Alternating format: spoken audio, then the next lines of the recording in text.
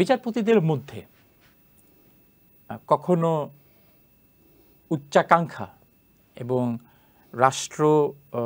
রাষ্ট্র পরিচালনায় কিংবা রাষ্ট্রের গুরুত্বপূর্ণ বিষয়ে বিভিন্ন সময়ে ভূমিকা রাখার ক্ষেত্রে কোনো উচ্চাকাঙ্ক্ষা কাজ করে কিনা? এটা যার যার নিজস্ব ব্যাপার। আপনার মনের ভিতরে কি আছে আমি তো বলতে পারবো না, আমার মনের ভিতরে কি আছে আপনি বলতে পারবেন না। তো আমার মনে হয় এই যারা বিচার কাজ করেন ফেয়ারলি আমি শব্দটা বললাম, জি, ওনারা বোধহয় একটা আনডিউ প্রিভিলেজ দিতে চান না। আমি বিশ্বাস করি, বা আমি যাদের সিনিয়রদের দেখেছি, যাদেরকে আমি মানে মনে করতাম পিতৃতুল্য বা দেবতাতুল্য, আমি ওনাদের মধ্যে এগুলো পাই নাই। কিন্তু এই যে বিগত কয়েক বছর আমার মনের মধ্যেও মানে নানা, আপনার যেমন প্রশ্ন আসছে আমার মনেও নানা প্রশ্ন আসছে, আমি অস্বীকার করবো না। এখন একটা কথা বলতো, সারা অঙ্গে ব্যথা ওষুধ দিবে কোথা। বিচারকরা তো সমাজের বাইরের না, এরা তো আর আকাশ থেকে আসে নাই, এরা ফেরস্ত অনেক মানুষই দেশের মানুষ। সুতরাং সব কিছুর যে প্রভাব তাদের উপরে পড়বে না এটা একবারে বলা যায় না। তবে বিচারপতির যেটা দায়িত্ব হলো যে বিচার ফেয়ারলি করা এবং শাসক এবং শাসিতদের মধ্যে যে কনফ্লিক্টটা, এটার নিউট্রালাইজ করা, সোজা কথা বিচার করা। বিচারপতিদের নিয়োগের ক্ষেত্রে আমরা সবচেয়ে বড় যে অভিযোগ রাজনৈতিক সরকারের সময় যে অভিযোগটি থাকে সেটি হচ্ছে যে রাজনৈতিক পক্ষপাতদুষ্ট হয়ে বিচারপতিদেরকে নিয়োগ দেয়া। এখন আমি যদি আপনার প্রসঙ্গে আসি, আপনি এখানে লেখা আছে আপনার যে বিশাল জীবন বৃত্তান্ত, এই জীবন বৃত্তান্তে আছে একটি বিষয় যে আপনি একবার নির্বাচন করেছেন এবং সেটি বিএনপির পক্ষ থেকে নির্বাচন করেছেন। এখন বিএনপির পক্ষ থেকে নির্বাচন করার পর বিএনপি যখন ক্ষমতায় আসে 2003 সালে, তখন আপনাকে বিচারপতি হিসেবে নিয়োগ দেয়া হয়। তখন আওয়ামী লীগ বা অন্য যে কোনো রাজনৈতিক দল তখন তো তারা প্রশ্ন তুলতেই পারে যে আপনাকে নিয়োগ দেওয়া হয়েছে রাজনৈতিক বিবেচনায়। বলতে পারে। আমি বলি আপনাকে, এই বিচারপতি এটা কোনো চাকরি নয়, এটা ওই যে নিয়োগ বা অ্যাপয়েন্টমেন্ট বলি, এটা তা নয়। ইংরেজিতে শব্দটা এলিভেশন বা এলিভেটেড বলা হয়, elevated to the bench from the bar, বা ওই যে ডিস্ট্রিক্ট থেকে যারা আসেন, এটা কোনো প্রমোশন না, এটাও এলিভেশন। এখন আমরা যারা বিচারপতি ছিলাম বা যিনারা আছেন এখনো, আমরা ছাত্র জীবনে রাজনীতি করেছি অনেকেই, প্রায় সকলেই, বা ছাত্র জীবনের পরেও করেছি। যেমন আমি বিচারপতি হওয়ার আগে এমপি ছিলাম, আমাদের former chief justice Syed Mahmud Hossain of Habiganj, not of Comilla, জি, জাস্টিস দস্তগীর হোসেনের বাবা, উনিও এমএলএ ছিলেন। ইন্ডিয়াতে জাস্টিস আয়ার, উনিও বোধহয় জাস্টিস হওয়ার আগে সরকারি দায়িত্বে ছিলেন। কিন্তু জজ হিসাবে ওনাদের ব্যাপারে কেউ প্রশ্ন তোলে নাই। আমি যেটা আমার নিজের ব্যাপারে বলবো, যে আমার মনে হয় যে বিএনপি আওয়ামী লীগ বোধহয় কেউ এই চিন্তা করে না যে মিফতাহুদ্দিন চৌধুরী এগুলো পক্ষপাতিত্ব করছে। এটা ডিপেন্ডস, ইট ডিপেন্ড আপন দি জাজ। কিন্তু এই বিষয়টা যখন বারবার আলোচনায় আসে, হ্যাঁ, আসতেই পারে।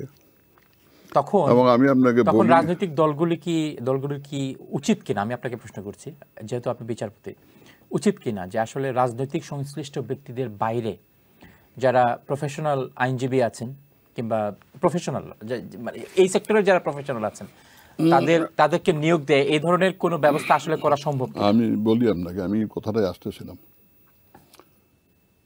বিচারপতি হাইকোর্টে আমাদের দেশে, ইন্ডিয়ায়, পাকিস্তানে দলীয় যোগাযোগ বা তার প্রফেশনাল যোগাযোগ ওগুলা বিবেচনায় আসে না যে তা না, আসে। এখন কথা হচ্ছে যে অনেক বিচারপতি আছেন ওনারা রাজনীতি করতেন না, জি, ওনাদেরকে অ্যাপয়েন্টমেন্ট দেওয়া হয়েছে বা ওনারা এলিভেটেড হয়েছেন, এটা রাজনীতির কারণে না, ওনাদের প্রফেশন দেখে করা হয়। যেমন এইবার একটা আইন করা হয়েছে, এই বিচারপতিদের এই বিচারপতি নিয়োগ হওয়ার জন্য দরখাস্ত দিতে হবে। তো এটা যখন আইন করার আগে একটা মতামত বা সভা আলোচনা সভার মতো ডাকছিলেন আমাদের যে ল অ্যাডভাইজার আসিফ নজরুল সাহেব, আমারও ডাকছিলেন, আমি গেছিলাম। আমি তখন বলছি যে দরখাস্ত দিয়ে যে জজ হয় এর চেয়ে অবাক আর কেউ নাই। হাইকোর্টের জজ দরখাস্ত দিয়ে হবে কেন? আমি এই আইনের সাথে একমত না। আইনটা হয়েছে, আমি বলবো এখনও না, দরখাস্ত দিলে এ কোনোদিন স্বাধীনভাবে কাজ করতে পারবে না। এটা চাকরি না। চাকরির যে মানুষ, চাকরিজীবীর যে মানুষ, তার বিচারকের মানুষটা ভিন্ন হওয়া উচিত। এই আমি বলবো এই আইনটা ভুল করেছেন ওরা। এটা ভবিষ্যতে যদি মানে ইলেক্টেড গভর্নমেন্ট আসে, আমার মনে হয় শুড বি চেঞ্জ। কারণ যাকে এই গভর্নমেন্ট তার ইলেক্টেড না, বোঝে না, বা এদের তো এক্সপিরিয়েন্স তো নেই। Asif Nazrul is a teacher, উনি একটা কমিটি বানিয়ে দিয়েছেন চিফ জাস্টিস, ওখানে আমরা ইউনিভার্সিটির টিচার এরকম রাখছেন এই রিক্রুটমেন্টের জন্য। ইউনিভার্সিটির টিচার কেমনে জানবে যে কোন লয়ার কি চেনে না চেনে? কিন্তু চিনবে না। আর এটা কারো পরীক্ষার রেজাল্ট দেখেও করা হয় না, এটা দেখা হয় বারের তার পারফরমেন্স কেমন। এই পারফরমেন্স কে নির্ণয় করে? এটা জাস্টিসরাই নির্ণয় করে এবং চিফ জাস্টিস নির্ণয় করেন। আচ্ছা। এবং উনি এখানে ওরা সবার অপিনিয়ন নিয়েই, বা প্রায় সবগুলো মামলা তো আপিলে যায়, জি। অ্যাপিল ডিভিশন দেখে, জাজরা অ্যাসেস করে। ওই যেমন প্রথম যে এডিশনাল জাজ হিসাবে অ্যাপয়েন্টমেন্ট দেওয়া হয়, 2 বছর তার জাজমেন্টটা দেখা হয় কি লিখতেছে না লিখতেছে। আমাদের এখানে যে আমি বলবো দুঃখজনক হইলেও সত্যি, আমার কাছে মনে হয়েছে কম্পিটেন্ট না, কিন্তু তাকেও কনফার্ম করা হয়েছে। এটা কোন বিবেচনায় আপনি না বললে বোঝেন। তো এই প্রশ্নটি তো আমি আপনাকে করছি, তার মানে আমি বলবো রাজনৈতিক বিবেচনায় বিচারপতিদেরকে নিয়োগ দেওয়া হয়। আমি বলবো এই বিবেচনায় দেওয়া উচিত না, কিন্তু দেওয়া হয়। আমি সরাসরি বলবো না, আমার নিজের পড়ে আছে। কিন্তু আমি যেটা বলবো, আমি myself was A competent lawyer, I can claim ইট। এবং আমাকে রাজনৈতিক বিবেচনায় দেওয়া হয়নি। এটা মানে আশা করতেছিল যে উনি জজ হইতে পারে।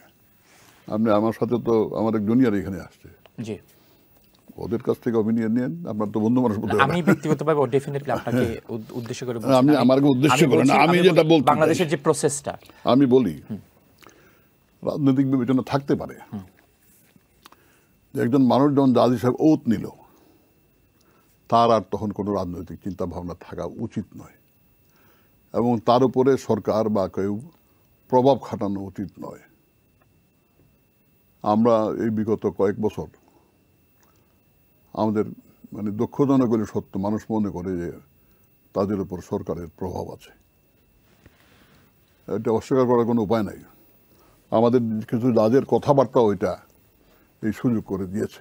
ওকে, আমি বলি, আমাদের একজন জাজ উনি বললেন যে আমরা বিচার করার জন্য বসে আছি, এইসব রাজাকারদের বিচার করব, যুদ্ধ অপরাধীর বিচার করব। আরেকজন বলছেন আমরা কি উই আর উদ্বাউন্ড পলিটিশিয়ান। এইসব কথাবার্তা আমাদের জনমনে বিতর্ক সৃষ্টি করছে। ওকে।